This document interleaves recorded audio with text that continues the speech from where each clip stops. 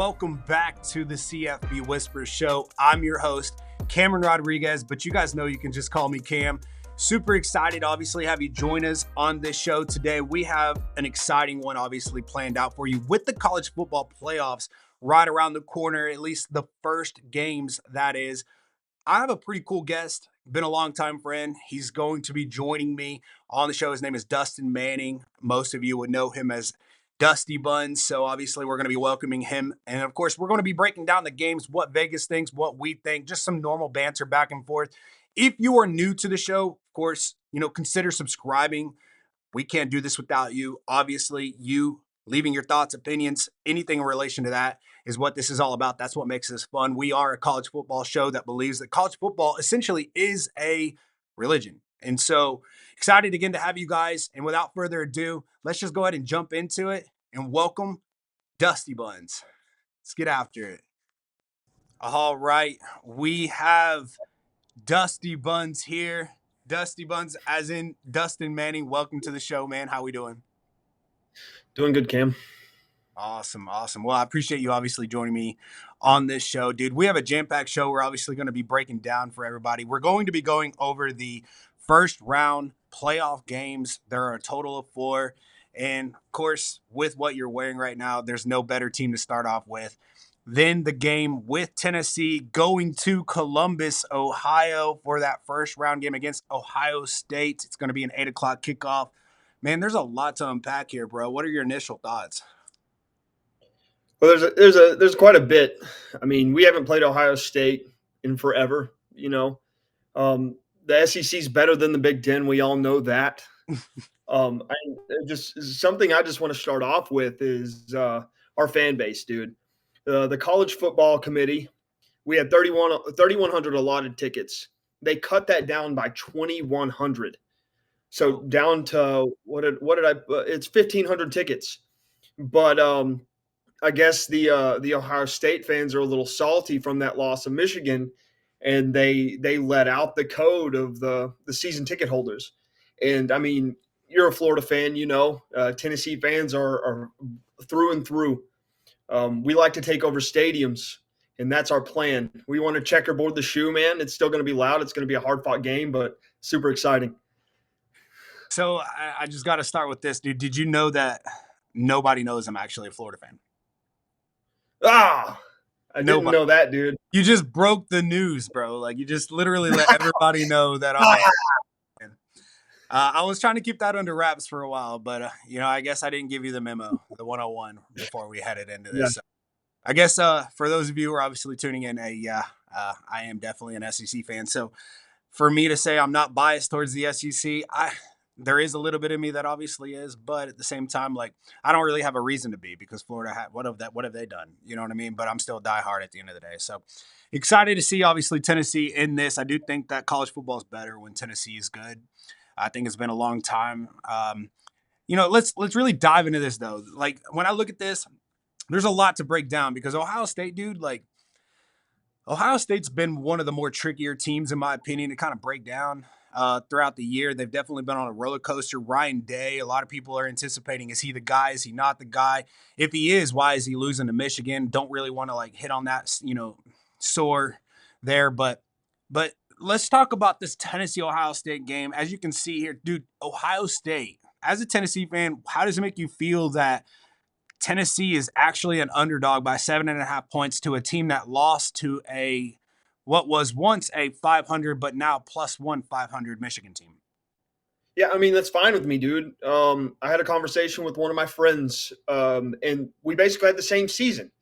They lost to Oregon. We lost to Georgia. Hey, those are 2 high-ranking teams. But we lost to Arkansas. No, we shouldn't have lost to Arkansas. And hypothetically, they shouldn't have lost to Michigan. To the caliber of Michigan played this year, they shouldn't have. But it's around the same, man. So, I mean, it's pretty even, in my opinion. I agree with that. The only thing is like, do you think, like, with that loss that Ohio State had so late in the season against the Michigan team, and then obviously Tennessee's loss to Arkansas a little bit earlier in the season, what do you think the committee was thinking, from your words, like, personally, as to why they decided, instead of that first playoff game being in Neyland Stadium. It's in Columbus, Ohio, in the Horseshoe. I'm not gonna lie to you, that hurt my feelings, dude. I wanted anybody. I would take anybody in Neyland. I would take Georgia again in Neyland. It's it's a different energy, dude, when you walk into that stadium as long as I have. But to make history and play that first college football playoff game at home, that would have been electric. And I think we would have stomped anyone, if you want my honest opinion. But going into the shoe, that's intimidating, to be honest with you. It's you're going into one of now three, well, never mind, two good Big Ten teams, one being their first year in the Big Ten. Um, I mean, the shoe's loud, dude. I'm not going to deny you that, but hopefully we bring our A game with our fan base and can fight right along with them. Dude, I think I read something the other day. It was like Tennessee Neyland Stadium holds like what 101,000 plus, 101. but they don't Yeah, they don't plus. surpass the 102, right? Yeah, not yet. And then it's like more on that here in a moment because I don't know. You obviously have some information. Maybe they're doing some renovations. But Ohio State, Yeah. dude, they have 102,000, bro. Yeah. 102,000 plus. So like all this banter going back between the fan bases, they're like, hey, well, Tennessee might be loud, but Ohio State has 102,000 fans that they can fit in their stadium. So it's not going to be any less loud than it would be in Neyland. So Tennessee has to prepare for that. Plus, think about this before you say anything. Ohio State, what they play like 7 or 8 noon games, Yeah, noon games, dude. and then now this is like their first game where it's going to be like an 8 o'clock game. Excuse me. There's obviously I live downtown, so there's obviously some sirens going on in the background. But this is their first official, like legitimate playoff night game. There's serious implications on the line. Do you think that that's something that Tennessee needs to worry about, especially with Nico and seeing how he's performed on the road thus far this year? It's definitely a factor. I'll give you that. But I mean, they're talking about the weather. And that's what the downfall was to Michigan. It was touching on their quarterback not being able to throw it over 20 yards, like I learned a couple days ago, which that was news to me. Michigan's game plan was so simple, and our defense is better than Michigan's. So if we can hold strong, if we can hold, and Nico can take care of the ball, and Samson, every single big game he's fumbled at least once. But what I've noticed from my team cam is in the Alabama game, this was a turning point. When Nico fell and dumped the ball, and he came up hurt, and I was like, damn, dude. But when Nico came back into the game, he was on point. And yes, that was a home game. But just listening to some interviews with Nico, he's more excited for the away games. He's more excited for the big games. This man's in the spotlight. You said that, I mean, he is a redshirt freshman. Last time we played Ohio State, or he's a redshirt sophomore. My bad, right? Peyton was a fucking sophomore, dude. So it's feeling like nostalgic here. I'm excited. I'm truly excited and nervous to see what happens. Dude, I think this is like so crazy to me. Like what these teams haven't played since what 1996. 96, brother.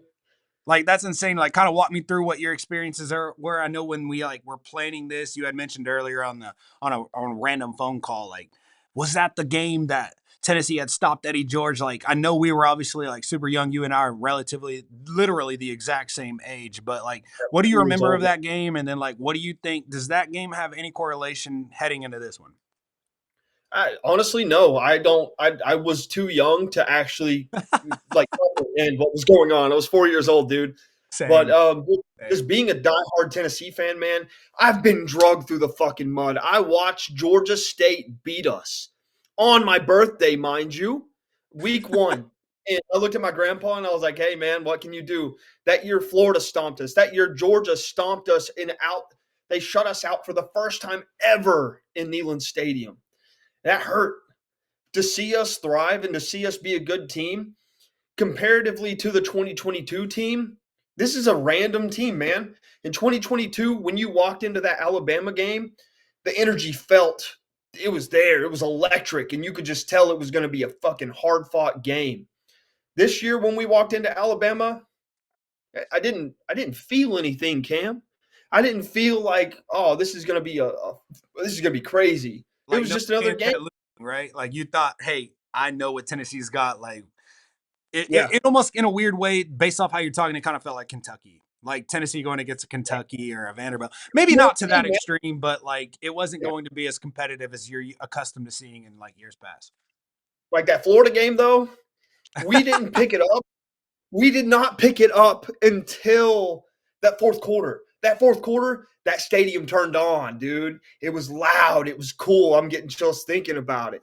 Dude, I would say And that Tennessee Florida game, like Tennessee didn't turn it on until overtime, to be real, because like fourth quarter it was like really back and forth, and then when DJ Lagway obviously connected on that 17-yard pass to tie it up with what yep, 45 seconds or at least under a minute left in the game, like man, like that's tough to me. If I were to just because we're here to talk about Ohio State, Tennessee, but like I wanted you to know, like watching that game, I thought, holy shit, bro, like this dude, true freshman, coming yeah, in a hostile environment.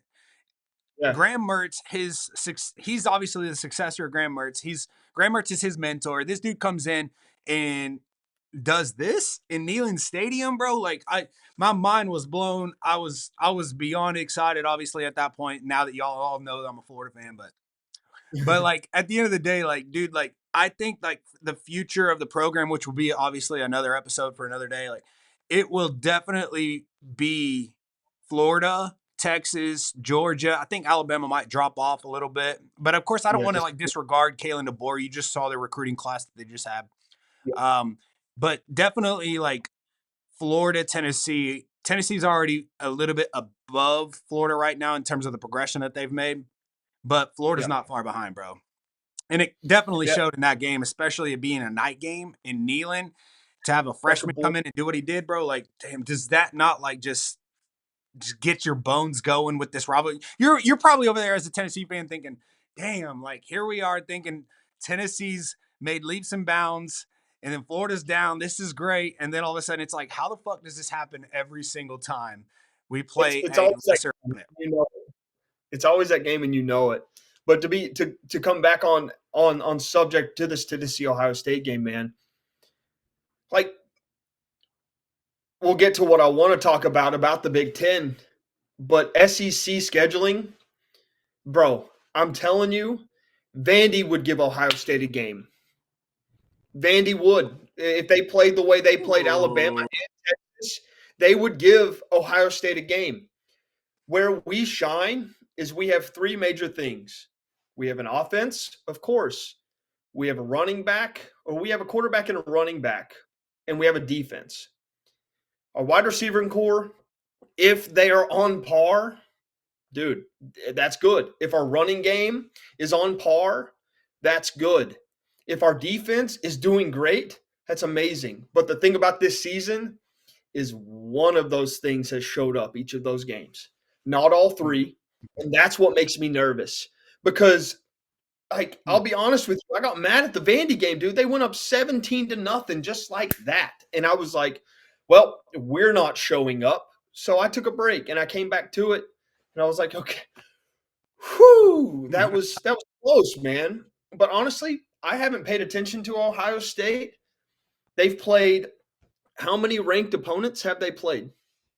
How So many Ohio how many State's they I don't know the total amount of ranked opponents that they played, but I do know that they played three top five teams throughout their season. They went 2-1 in yeah, that stretch. They obviously lost to Oregon. They beat yeah. Indiana, they beat Penn State. So in That's terms of like resume. yeah. Resume, it's Big Ten, and I'm not discrediting them. They are the second best college football conference.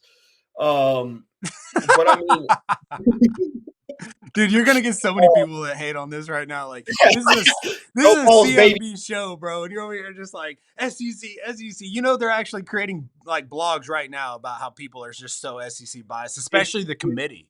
But if I've you been look at the I've been playoffs, like the a committee's while. not SEC biased this year, bro. Not anymore. But yeah, I mean, I think this is going to be a great game with Ohio State being a 7.5 favorite. Hey, we'll see who shows up. We'll see what their game plan is in the cold. If it snows, if it's windy, Nico's from fucking the Polynesian Islands. He played Mhm. in California. He's never played in the snow. Samson's never played in the snow, but I guarantee you they're excited. I can't wait to see what Boo Carter does. I can't wait to see what pressure James Pierce puts on this team. Ohio State's coming in with two major losses on their offensive line. Like, hopefully, we take advantage of that. What is it? Um, Center, right guard? yeah, the center and right guard, our secondary, man. Going into Alabama, hearing Caleb Williams' name, that's his name, right? The 17-year-old kid. Like, Caleb Williams is actually at Alabama. yeah. That's the 17-year-old kid, right? Yeah. The wide receiver. That scared me, dude. But hey, we shut that kid down the whole time. We smacked him in his mouth. And then when McCoy got taken out, the backup was in, and I was like, oh, they're gonna pick on him. They picked on him, shut it down. I was like, cool. That we did that. And then the walk-on that's gotten 2 pick-sixes and almost won the SEC Defensive Player of the Year. I mean, hey, we've Walk got on. a team. Yeah, a walk-on, dude. Won the Walk. Alabama game for us. Uh, So we've got a hard fought game ahead of us, and I'm very excited. I'm very nervous, but hopefully by the end of the night, I'll be shouting Rocky Top at the end of my lungs, dude. you know how I feel about that, but at the same time, like, I this is an interesting game. I got good friends on both sides, so Yeah, it's like I don't really have a bark in the fight, and I'm also not really an SEC homer. So a lot of people that now know I am obviously what I am, being a Florida fan. I'm not really rooting against or with, right? Like yeah, I do think that like if you're supposedly the best, then you got to go out there and prove it. Anything can happen any given Saturday. Ohio State's obviously a tough draw. I do know a couple of things that I'm going to be mentioning here in a moment, but we also have 3 other games that we're going to break down. But before we actually move forward, dude, I just kind of want to know, just from your perspective only, try and like take off those ball goggles that you got, you know what I mean? Be as realistic as you possibly can be. If there are a couple of things that you're legitimately worried about when it comes to Ohio State, like what would those be? That's one question. And then the yeah. second question would be ultimately like what do you think Tennessee needs to do to come away with the win here? Okay, so what I'm worried about, man, is Ohio State's electric when they're on, dude. Their passing game, they have another young wide receiver that's very good. Our secondary has to be on point. Another thing that I'm worried about is simply putting pressure on the quarterback. I don't know how I haven't watched. I've watched Tennessee all year. I've kept up with college football. Yes, I don't know how mobile their quarterback is. As you saw in the Tennessee game, tears us a fucking part, dude. You put that quarterback on his feet. We let him shine, dude. We let him run 100 yards, and that's most of their rushing yards. Another thing is turnovers, man. Watching Nico throw those picks, that hurt my heart. But like in our running game, we have to take care of the ball. If we do everything right, I think we win this. Now, on the things that I'm excited for to see that we need to do to win this game, run. If Dylan Sampson can get his feet and the other two running backs behind him can take off and our offensive line can block, hey, we're gonna be eating. Then we put in that play action, and then we got Brew McCoy, then we got Thornton, we got all those wide receivers. Squirrel, they're fast, dude. They can break coverage. Mm-hmm. Hey, we're scoring. Hey, and then our fucking kicker, dude, true freshman, like he missed three or four in a row, and then they send him out, and I think it was the Mississippi State game when he got redempted. Like, you know what I mean? I can't speak right now. He had a 55 yarder, and we were sitting in the stadium, and I go, "All right, buddy, if you make this, you're back in good graces." And everybody around me laughed, and he made that field goal. He's back on. So if everything fires on all cylinders, I think we win the game. It's going to be a hard fought game. It's going to be a very close game. I don't think it's going to be a blowout on either side, but I mean, we'll see what happens, man. Go Vols. Here's my thing, man. I appreciate you obviously sharing that because like I'm not a Tennessee fan, so I can't really like break it down, from that specific goggle. But what I can say is like from an outsider's perspective looking in, I look at defensive schemes, I look at personnel, look at overall roster. Not many people want to look at the FPI as being like a real thing necessarily because there are so many factors that go into that. But there's no doubt that Ohio State has arguably one of the best rosters in college football. Like that's They have that's a what. roster, yeah. easily up there with like the premier Alabamas, Georgia currently, and then of course Mhm. Texas. I would even say go as far as saying that at this very moment, Ohio State arguably has the best overall roster in college football, which is obviously up for debate. But that's just me, of course, really digging into the FBI's and whatnot. So my Yeah. key takeaways in like in relation to this game is I look at what Michigan did defensively against Ohio State. I look at the strength that Ohio State has, that is running the football. And I think you and I had this conversation too. Howard, the quarterback for Ohio State, gives me Graham Mertz, since we're on the topic of Florida here, right? Unexpectedly. He gives me Graham Mertz vibes. And Graham Mertz, great quarterback, great with that short to intermediate pass game. Definitely can complete that 5-10 yard game, keep the chains moving. If you're an opposing defense, you want to keep that in front of you. It doesn't matter, right? Let them keep going. 5 yards, 5 yards, 5 yards. That's totally fine. We can win a game if we stop them the closer they get to the red zone, despite them getting field goals. As long as we keep Yep. them out of the end zone, that's totally fine, right? Because we have an explosive offense, and we as in Tennessee. We Yeah. isn't anybody that is going against a team like Ohio State or a team like Florida who has a Graham Mertz or a Howard. So now that we've established that Howard cannot complete the explosive play, Yeah. Michigan knew this, bro. They knew this Yep. shit going into it. So what did they do? They're obviously running that 3-3-5 defense, which is obviously really aggressive towards the spread offense altogether. They ended up maintaining the flats, which is extremely difficult to do at this level. They had their linebackers playing a zone in the middle, and then of course they had that one middle linebacker playing a spy on the quarterback that can run the football. But what happened is that because they don't respect the deep ball, they ended up pulling up those safeties and they locked down the edges in that Yeah. quick slant. And Howard, he's just not been able to throw the deep ball, so they couldn't do it. So then they forced Ohio State to actually run the football, which, in my opinion, regardless whether your center is out, regardless whether your right guard is out, if you have arguably one of the best rosters in all of college football, you need to be able to just plug and play, baby. Plug and play. Mhm. You know what I mean? And Ohio State knows more than any other team that's outside the SEC, aside from, of course, Michigan, that in order to win these big time games, you have to have those big boys. You know what I mean? Yep. In the interior, and that's just what wins these football games. And unfortunately, Michigan was able to manhandle Ohio State's depleted offensive front, and they were also able to isolate the outside and quit that, and stop that quick slant game. And then they obviously ended up managing to stop the run. So what they did is they forced Howard to go over top, and he couldn't do it. And then every Ohio State fan wants to complain. Oh, well, he just kept running the ball. He just kept running the ball. And it's like, well, that was because that's the only thing that they could do. And when it was done, when it was stopped, it was like, what other offensive mechanism do you have? What's your other game plan? You don't have any other game plan. You have two arguably best running backs in all college football on Ohio State's roster, and they couldn't do Yep. anything. Yep. And so I just think that like right there is a recipe that Tennessee could easily just take and just be like, we have the personnel to actually do exactly what Michigan did, but not just do what they did, but do it better.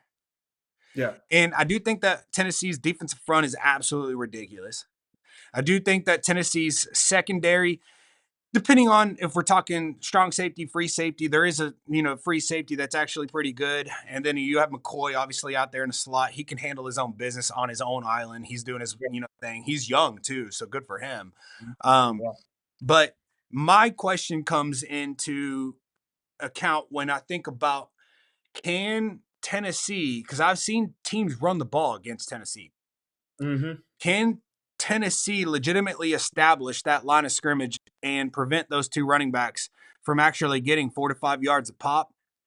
Yeah. Knowing that if Ohio State does, and I'll leave it at this, if they do, bro, and they get 4 to 5 yards a pop, and then they do those quick slant passes, which is essentially what Howard's bread and butter is, how do you stop that when you have the defense off balance? It's true, dude. And when we're off balance, dude, we're off balance. It's scary. And that's something over the years is like our secondary has not existed. The 2022 season, the only reason we won so many games is because we scored so many points, dude. Our secondary, it was a shootout every single game. That Alabama game, 53-49. Like it was tit for tat. This year's a little different. This year gave me a little bit more hope with the amount of turnovers we've gotten, with the amount of yards that we have not let other teams get against us. So, I mean, those are valid points, Cam, but I mean, hopefully we watch that Michigan film over and over and over. It's And, the you blueprint. know, yeah, It's the blueprint. So we obviously have some other games to get into. Before we dive yeah, into that, just give me your biggest. I don't even want to throw a number on it, right? Just give me your yeah. biggest takeaway. What is Tennessee absolutely? If there's one or two things, if you just think of it, what do they absolutely have to do to win this game? Knowing it's on the road, knowing Nico doesn't have the best reputation thus far in his career on the road when Yeah. the game's on the line. What do they have to do, bro? They have to hold the momentum on both sides of the ball. Our offense has to be running 5, 6 yard. Samson averages 10 yards a rush. He averages 10 yards a rush. If he can average that, and then we hit that play action, we've got offense. We've got points. On the defensive side of the ball, you're right. We have to stop those running backs, and we have to be prepared for those quick slants, that play action, and we have to put pressure. We have to be aggressive. We have to blitz every once in a while. We have to smack that kid in the mouth and just show him that he's not going anywhere. Like, we have to rattle him. Once we rattle a quarterback, the game is ours. We keep that offense on the field. We keep their offense off the field. We hold the stats. We hold the ball. That timer that says time of possession, if we hold that longer, even if with how fast we play, we win the game. Beautiful. Hey, just out of curiosity, do you remember what the score was the last time these two I, teams played? I don't. I was curious. So actually, obviously, Tennessee ended up winning that game. What was it, 2014 in the Citrus Bowl? I Yeah, believe the final score. I do know that you at least remember the final play, yeah, to stop right? them. Eddie George, baby, getting stopped. Which is insane. Good for Tennessee. What a time, right? What a time in Yeah, college football at that time. Now, granted, we were like, fuck, man, 4 years old, like you said. So yeah. So like we didn't have that, but I'll leave it at this. I think Tennessee has a really legitimate chance. I do think Tennessee got a really tough draw, bro. We have the hardest draw out of everyone. We'll get to that though. We'll talk about that'll that. be that'll be future episodes. We're only covering first round right now, so like Yeah, obviously yeah, if Tennessee ends up like making it past Ohio State, like that'll be a huge accomplishment. We'll be able to continue talking about Tennessee, but obviously love to get your opinion on that. So, any final score predictions for this game? Taking off your orange and white goggles over there. I'm gonna be honest. It's gonna be a close game. I think it'll be a one score game. If it plays out the way it should, it'll be either a field goal or a touchdown. And knowing Tennessee, if we turn it on at the last minute, it's gonna be one of those last 2 minute games, in my opinion. Oof. So one score game, no final score prediction. You're gonna keep it high level. I think it'll be around. I think it'll be. I'd say around a 50 to 60 point game. Woo! Um, yeah. Wow. So you don't think? If we play Wow. So you're talking about over under? over under, yeah. Okay. Yeah, that's what I thought. Damn. Okay. So you're. I was about to say 50, 60 point game. I'm like, damn, we got 100 plus points being scored on both sides, and we just talked No, about no, how no, good both no. defenses are. Um, Dude, awesome, bro. Excited, obviously, see how that pans out. I do think Tennessee has a legitimate chance. It also, like you mentioned, depends on if how Nico shows up. Yeah. That's like a huge indicator. We all know one thing's for sure, though, that defense will show up. So Yeah. it doesn't really matter where they play. That defense has shown up all year. Definitely put that offense in a position to do what they do. And regardless whether Nico shows up, another thing that's going to show up, Yeah. Samson. Samson always shows up. And then that's the thing is if Samson's not in the game, we got those other guys that are as good as Samson.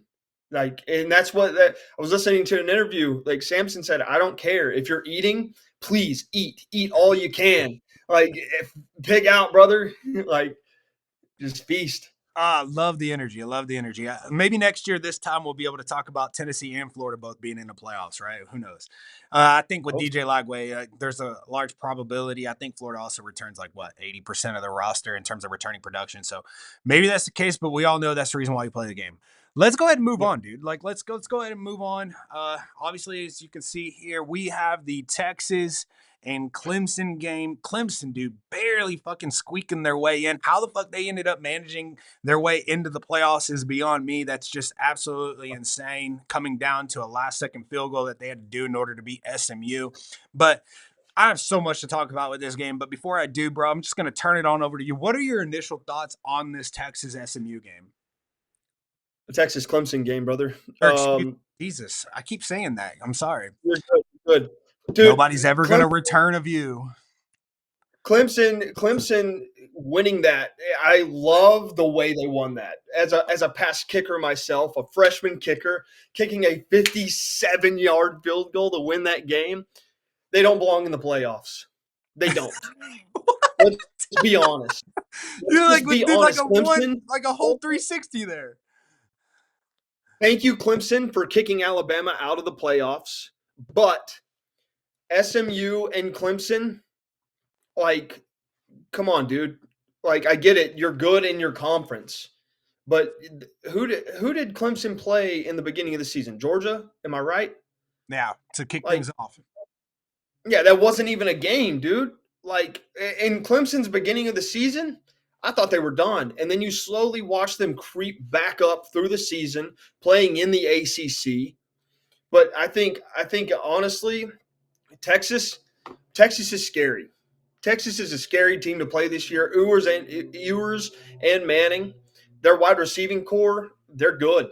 They've got a team, bro, and they're playing in Texas. And they Like, just closed with the #1 recruiting class in the country.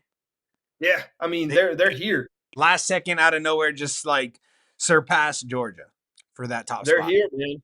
And I'm thankful that Georgia beat Texas, so that Texas can't say, "Look, our first year in the SEC, we won the SEC championship." No, that was their kryptonite, dude. This year, Georgia fucking smoked them, and I mean, they're a good team, and I think they roll Clemson.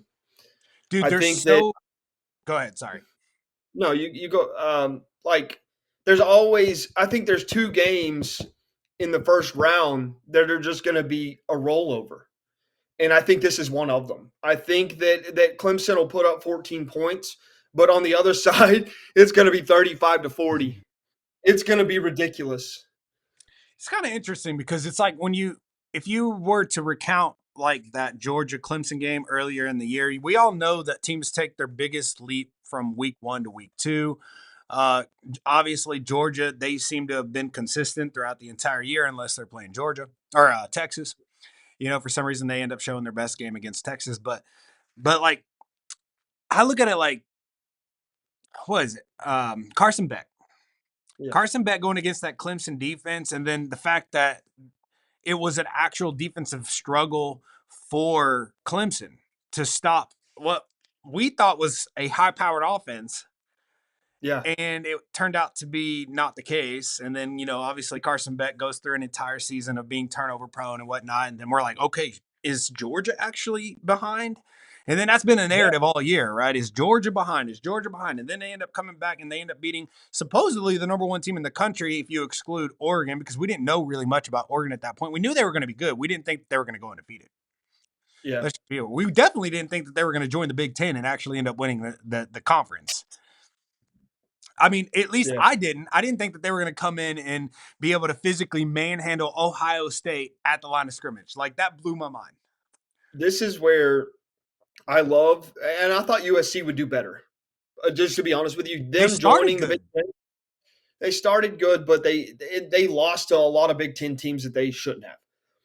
And them joining the Big Ten football is the blueprint. Run the ball, big guys, just slow moving football. Ohio State broke that line of just slow moving football, and that's why they've succeeded so much in the Big Ten. Oregon joining with their high intensity offense and their wide receivers and they're fast. The Big Ten wasn't ready for that, and I think that's why that brought a lot of their major success. But when it comes to Texas and Clemson, dude, like this is one of those games that you look at and you go, okay, here's your free pass, Texas. Like, come on, dude. Would you Like, rather have the draw of Clemson over Ohio State? yes. every because if we played Clemson, they're coming to Neyland. And the last time we played Clemson was in the Orange Bowl with I Joe knew Milton. you were gonna bring that up. I knew you, and also, mind you, right? The last time y'all played Clemson, Nico was there.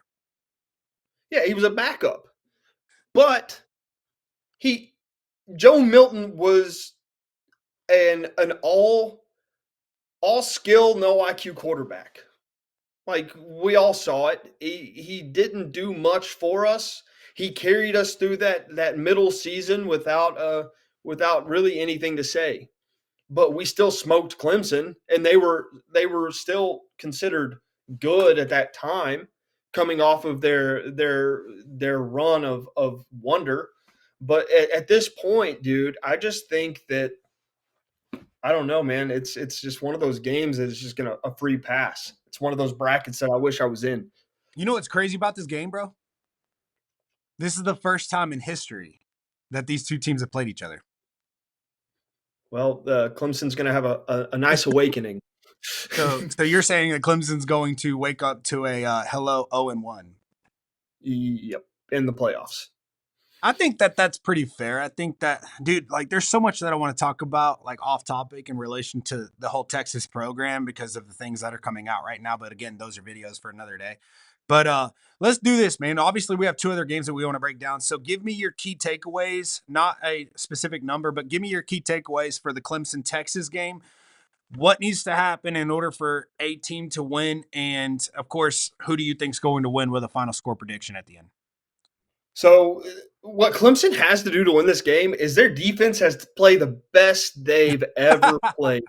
Their secondary better be smashing the wide receivers in the mouth off the line. Their linebackers better be hitting the quarterback at least 4 or 5 times, and they better stop their running backs. They have to be the best Clemson team that has showed up all year, and they're not going to squeak by. They are not going to squeak by like they did against SMU. This is a power team that they're playing. On Texas's side, they just got to play ball, man. They got to be on point like they have been all year. Their wide receivers just got to break coverage. Their quarterback Ewers and Manning, because they're probably both going to play. They use their legs. I guarantee you, both quarterbacks attribute to at least 50 rushing yards in that game. Ooh, Um, bold a take. score a score prediction. Like I said, I Clemson will either score 7, 10, or 14, and Texas will hold about at least 35 points. At least. Hmm. I tend to agree with that. I think that Clemson's strength though is their defense. I'll be real. I think offensively they have some things to iron out. They have a decent running attack. You know, their quarterback seems to be very similar to the quarterbacks that we were talking about recently in terms of like Graham Mertz or Howard with him being obviously more of a short to intermediate pass.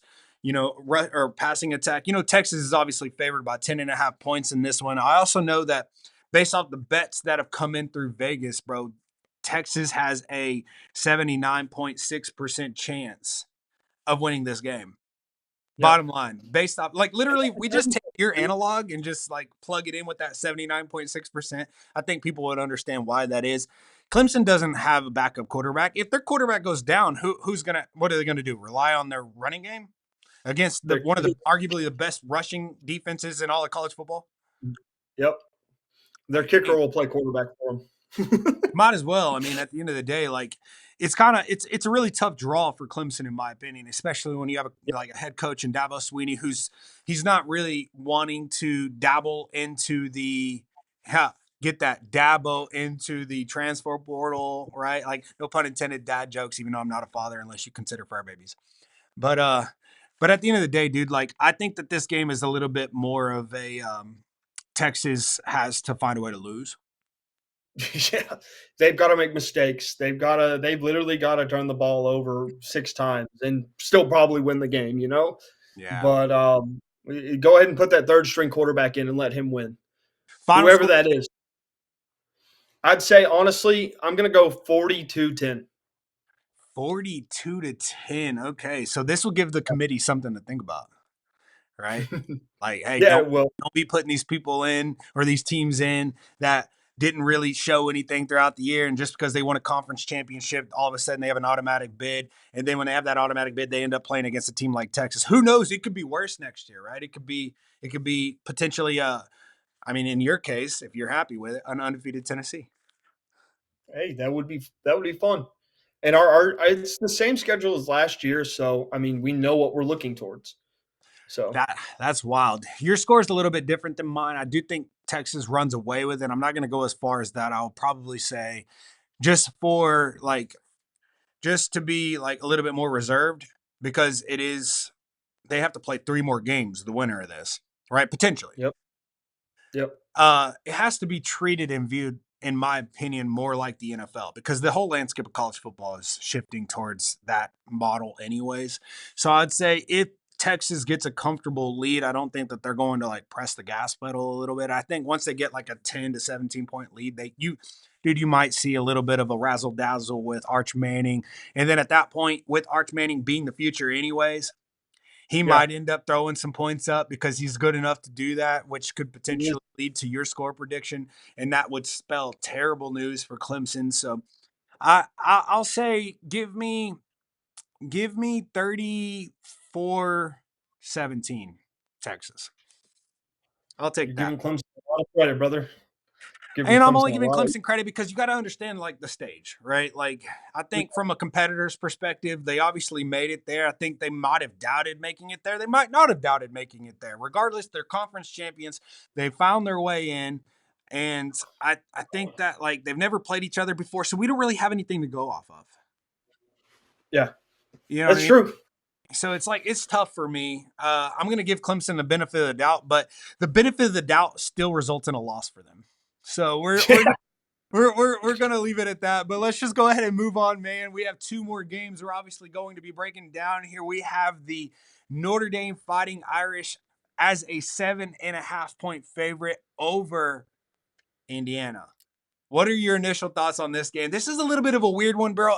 If we're gonna talk about bias here, like, like, damn, I have so much to say. But keep going. I just want to hear your thoughts on this game overall. I'll give my opinions afterwards. Bro, okay. Indiana. Let's just touch on them first. They played the bottom of the Big Ten.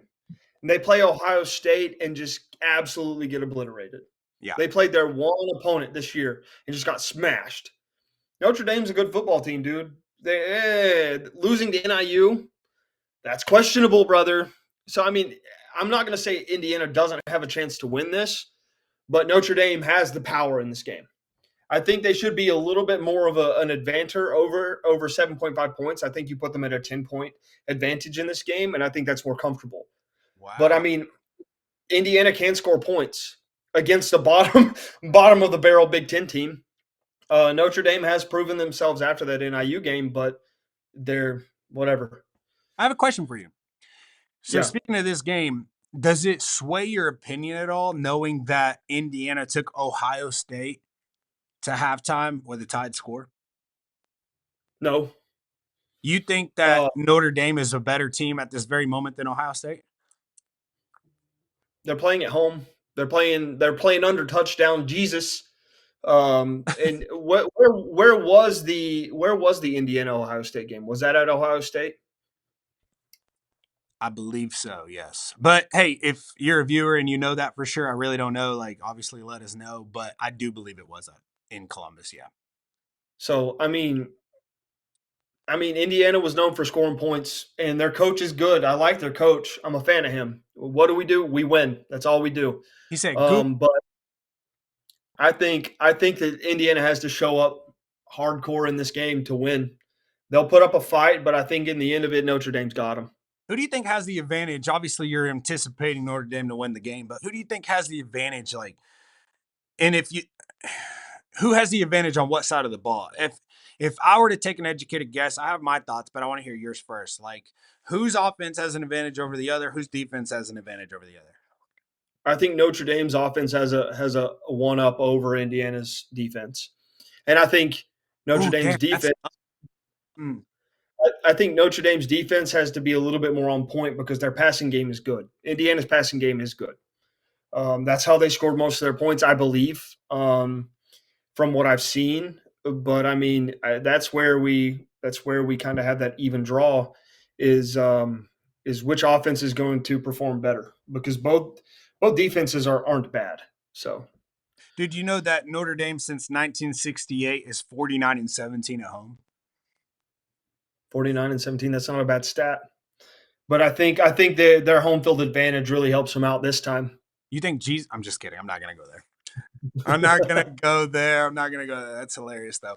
No, I agree with you. I do think that I think Indiana's defense is pretty legit, considering that they were able to like keep Ohio State's offense at bay. Granted, that is one game, but if we were to actually like take the entire picture and into consideration, Indiana Yeah. hasn't won a ranked game all year unless you account for Illinois. And Illinois got knocked off soon after that.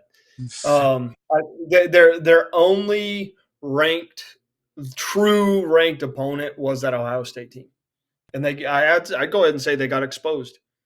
Like playing the bottom of your conference. That I mean, cool. If we go play Vandy, Kentucky, in just the bottom of the barrel, Mississippi State, all of those SEC teams that didn't do anything, we wouldn't be in the talks. Like we go back to Tennessee and Florida, we had the strength of schedule is a big deal here. That's where the committee should kind of look at. Dude, the strength Um, of schedule wasn't even considered apparently. yeah, Like at first yeah, it was. That was the initial thought. Now all of a sudden it's how do you look as of late? yep. I don't know, bro. I don't know what's going to need to be in order for this to actually like be real and legitimately like analyzed, but uh it's definitely a learning experience. Everybody was excited about this 12-team playoff, and then you have Indiana coming in, SMU getting in, Arizona State getting in. Like I don't Easy. know, bro. Like, I don't want to be a hater, but it's like I think about three teams right now in the SEC, not to get off topic, but three teams right now in the SEC that could take SMU, could take Arizona State, and could take Indiana 10 out of 10 games. And that is South Carolina, Alabama, and Ole Miss. Ole Miss. I That's mean, crazy. it is, and that's just one of those brackets that you get into. That's like, I wish we were there. Indiana comes playing Neyland, brother. Please, I mean, I would. Yeah, that's where I'm at. Give me your takeaways on this game. What do you think needs to happen in order for one of these teams to obviously win this game, and then obviously throw a final score prediction before we move on to the final game of the first ever 12-team college football playoffs? I'll tell you this: if Indiana wants to win this game, they fucking watch the NIU tape. They watch the NIU tape over and over and over to see what they did to win. Like, Don't you think every other team did that too, though? well, NIU did it the best, clearly. Clearly. And NIU, what they're in discussion of actually joining a P4 conference. I think right now they're in negotiations. So good for them. Keep going though. Like, what are your takeaways? And then obviously throw that score prediction out there. I mean, if Notre Dame wants to win it, they've got to do what they've done after that NIU game. They won. They got back on track. They won the games they needed to win.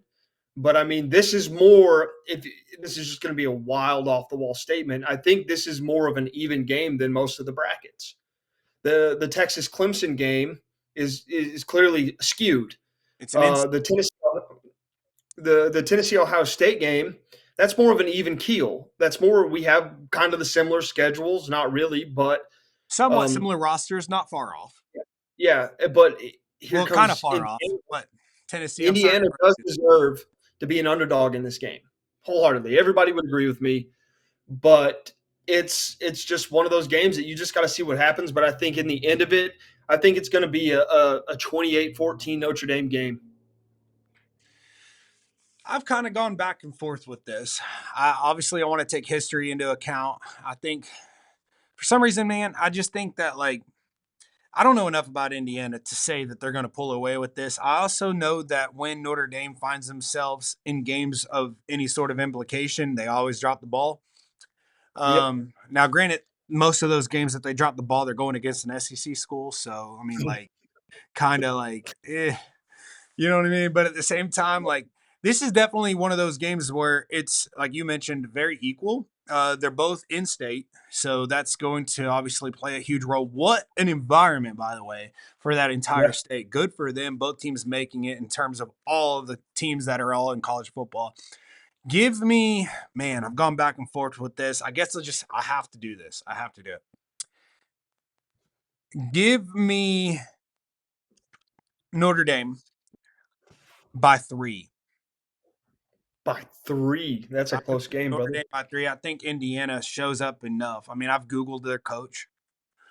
He wins games, but I haven't seen him win a game against Notre Dame. So yeah, I have to see that in order to believe it, man. Give me Notre Dame by 3. I think Indiana's going to fight hard. I think that Notre Dame, for some reason, they tend to play to their opponent's level in a lot of ways, and then when they play a team that's a little bit more superior than them, they don't have an answer for it. I do think that Notre Dame has an offense and defensive line where they're able to establish that. I think when you watch that Indiana Ohio State game, especially in the second half, the main thing that differentiated those two teams was the line of scrimmage. I think Ohio State just legitimately just came out and said, we're going to beat you and we're going to run the ball down your throat. We're not even going to put the ball in Howard's hands anymore. We're just going to utilize our two, backs, and we're just going to keep going. We have a 3-point lead that turned into what, like a 17-21 point, win. So I think there's going to be something similar here. I just think that Notre Dame has more experience playing in big time games than Indiana does. Indiana might Yep. surprise some people. I do think they have a good coach, but give me Notre Dame by 3. And that's all I'll say for that. Do you have any final thoughts on that before we move on into the final game? No, I think I think that's one of the closest games that are going to be played in the first bracket. So, I would agree. Let us go ahead and move on to the final game. Obviously, this has been one of those games that I don't think is going to be as close, in my opinion, as uh, most. I hate to be that way because there are so many people so high on this Cinderella SMU. I'm not one of them. SMU, no. Penn State. Give me your initial thoughts on this. Let's break this down. Let's talk about it.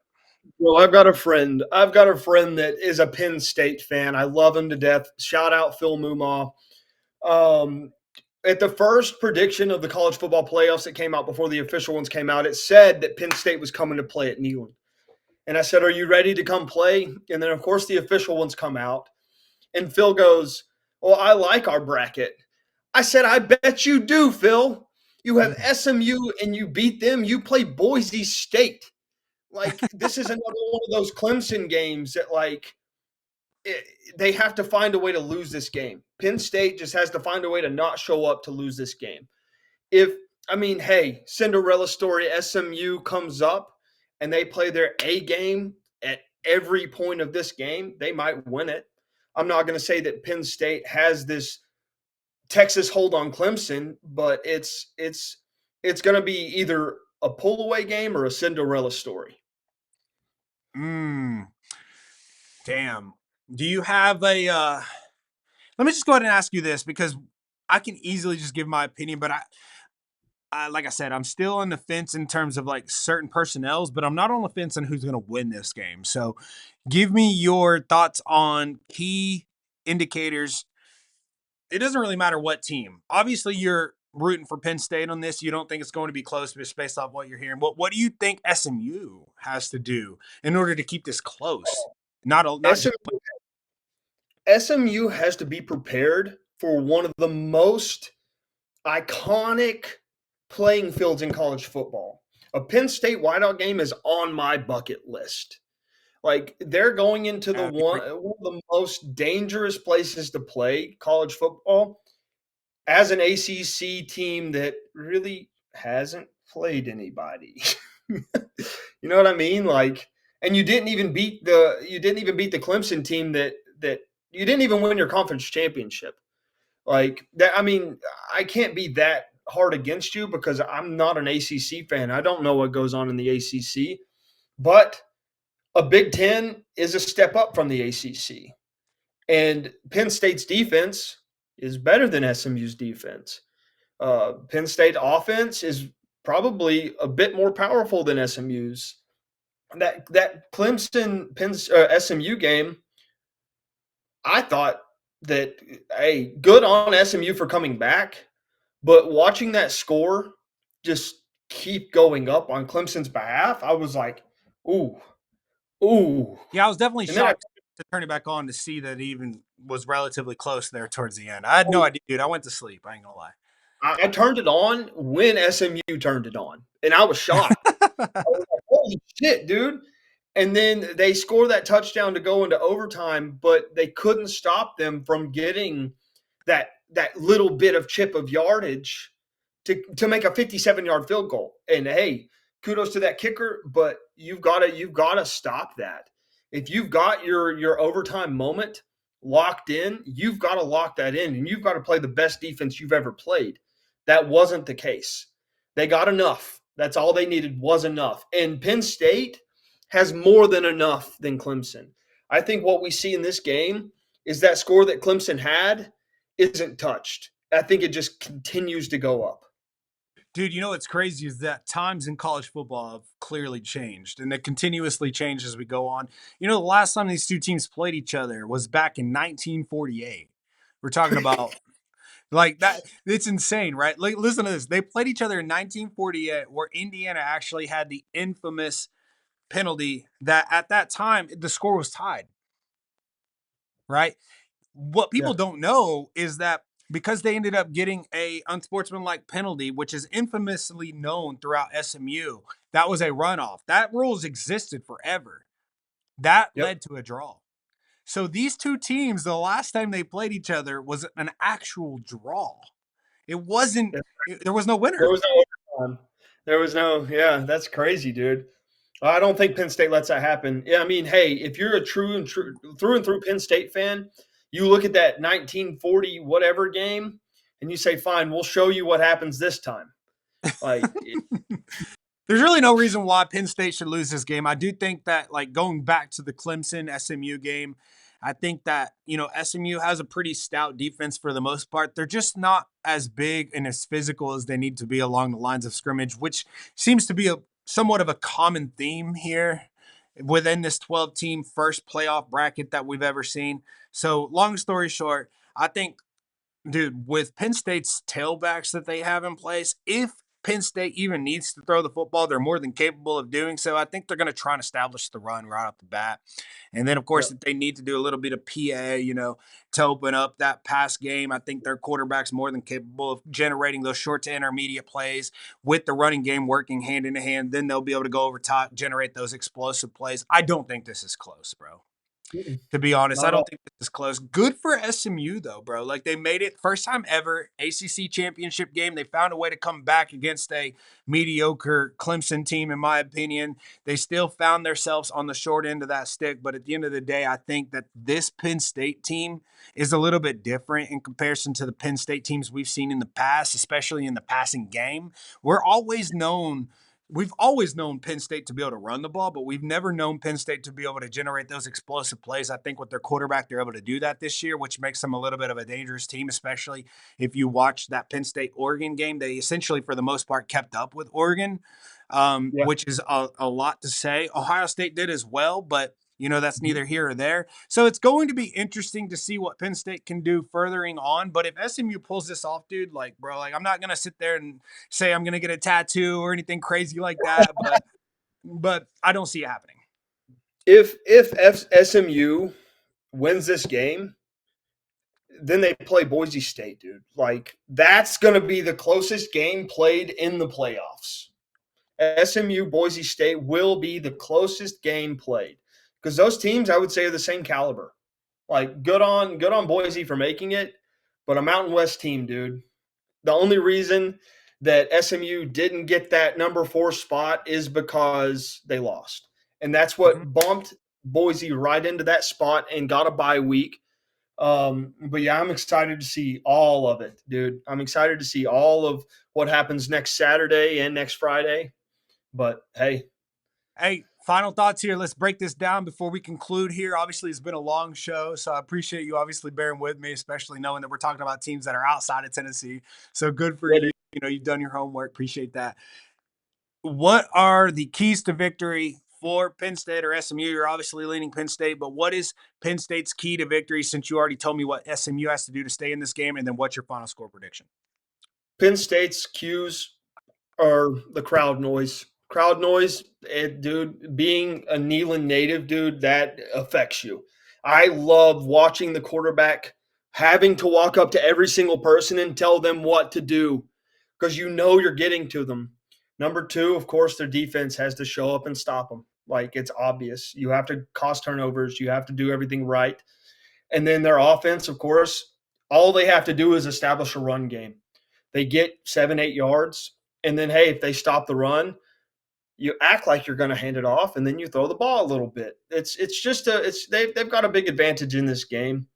But I mean, SMU's in for it, dude. If they want to show up, and they do show up and shock the world, more to them. Final score prediction? I I'm gonna go ahead and say about probably 38-10. 38-10. Damn. So you are just adding to my what is this? My whole pitch to the committee as to why they made the selections that they did. Anyways, I will definitely reference you in that document. Make sure that they know that they can reach out to you, how they can get in contact with you. Definitely don't want to see another SMU. I hate to be that way unless they obviously join, these Power Fours, but don't want to see SMU, don't want to see Arizona State, don't want to see. And I know there's a lot of Notre Dame fans out there that are like, oh, we deserve, bro, join a conference and then we'll talk.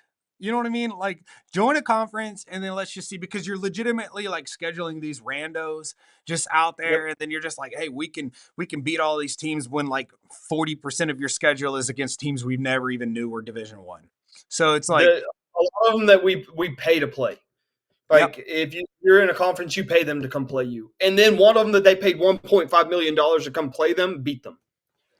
Like you're we have to so find ourselves, bro, as we continue to make like more videos moving forward. Because I think this was hella fun, dude. To be real, um, we have to find a way to not agree on everything. You know what I mean? yeah. Like I think this was a little bit more easy, but the Ohio State Tennessee game, like I didn't give a final score prediction on that one. That was the only one I didn't do, just because I just think that one literally is just like up in the air, and only because it's at Ohio State. But I think either team could take it. But if we were to recap this, bro, you're obviously taking Tennessee to win. You're obviously taking Texas to win over Clemson. You're obviously taking Notre Dame to win over. I forgot even who they played. Right? Like who is this team? Anyways, Yeah. and then obviously you're taking Penn State to win over SMU. So I'm going to be tallying this. I think next week when we go into, or not next week, but the week after when we go into the second round of the playoffs, hell, we might even make a video since everybody's here listening. We might even actually go live post game, Ohio State, Tennessee. Just regardless who wins, we're going to get a raw reaction. Love to see obviously how what you're thinking. Obviously, if Tennessee ends up winning, we already discussed you're going to go fucking bananas. I can totally see that right now, and I know that'll be an exciting time. We'll see what happens the closer we get. But anything else that you want to kind of mention? And also, I know you don't really get on social media all that much, but kind of tell people where they can find you, man. If you want to find me, I don't post too often. The Dusty on Instagram. That's basically all I use. I touch on TikTok every once in a while. It's a bunch of weird bug stuff, a bunch of weird nature stuff. But yeah, I mean, I'm not really active. I just love these intellectual conversations about college football. Dude, It's it's I have fun, very addicting, right? it's very few people that I get to just open up and talk about this, and somebody actually understands what I'm talking about.